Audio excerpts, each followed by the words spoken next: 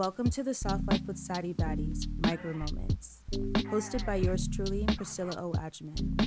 This is your weekly dose of micromoments, a short and sweet series designed to spark curiosity, connection, and inspiration.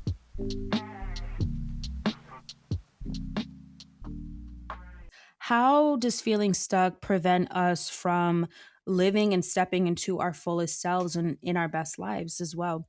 So, feeling stuck is essentially when you're feeling uninspired, when you're feeling unmotivated, and possibly when you're feeling directionless as well.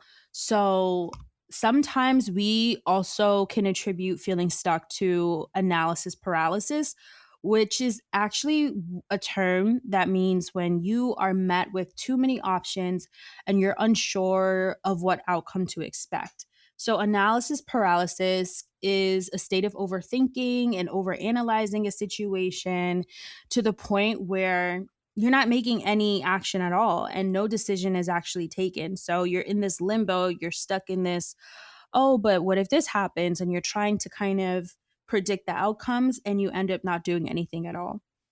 This can happen when a person is faced with too many options and with too much information or too many decisions that are placed in front of them, and it makes it very difficult to make a decision in these scenarios. Analysis paralysis is also something that can cause stress, it can cause anxiety, and it can even cause a feeling of feeling stuck and feeling stagnant. So it's very important to find ways to simplify the decision making process in order to avoid having analysis paralysis and move forward with clarity and confidence. And I also want to note that feeling stuck is not the same and it should not be confused with the natural rhythm and flow of life. If you're in the winter of your season, that's fine. That does not necessarily mean you're stuck. It just means that you are planting the seeds so that you can grow and you can flourish and blossom. So, whether that means creating new habits for yourself, whether that means examining your relationships, whether that is you reevaluating the way that you take care of yourself and the way you show up in spaces, in your relationships, at work, wherever it may be, that's okay. That doesn't necessarily mean you're stuck. That just means you're in that season of your life. And I know we've also talked about being between a rock and a hard place, which is known as a liminal space. As you know, in episode 23, which the baddies loved because we really talk about what a liminal space is and how a liminal space can actually be this precipice for change and how it can transform us in ways that we never imagined. I shared some of the times in my life where I was in a liminal space and how I was able to move past it and through it. And feeling stuck is not necessarily being in a liminal space because a liminal space is more about your external environment and your external environment maybe not matching how you want to feel inside. So this could be a move, a graduation, and a relationship ending, a divorce.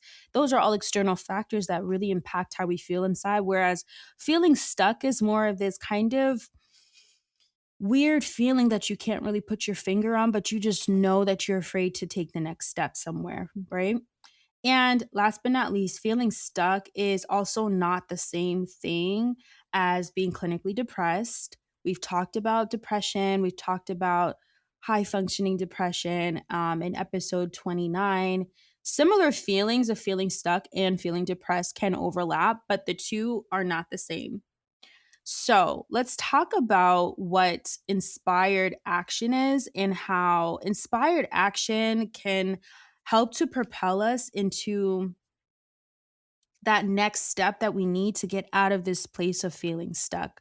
So let's talk about first what inspired action is. So, inspired action is actually a term used to describe the action that you take and it's from a place of inner inspiration or intuition. So it's that inner knowing that propels you to take that next step. It is a type of action that is usually driven by a deep sense of purpose, of passion, of even creativity, rather than this extreme external pressure or obligation to meet a goal. So, inspired action is often characterized by a sense of flow or ease. And as the action feels like a natural expression of one's authentic self, that is how you can show up and you can start to take these inspired, actionable steps. It's different than feeling reactive or having a forced reaction on something or about something. It's also is different than goal setting because having an inspired action or taking inspired action does not always require you to feel like you have to take this sense of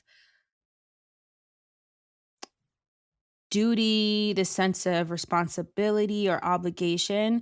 So instead of you feeling like, oh, I have to do this because if I don't, I'll be punished for it, or there's these circumstances that are looming over my head, and that's why I'm forcing myself to do this. That's not what inspired action is. It's really waiting on the signal, it's waiting on the feeling, the sign of intuition for you to take the next step that you need so that you can be unstuck and feel unstuck. To stay connected, join SADDIE Baddies on Instagram, Pinterest, Twitter, and more, and sign up for our monthly newsletter on SADDIEBaddies.com to stay in the loop.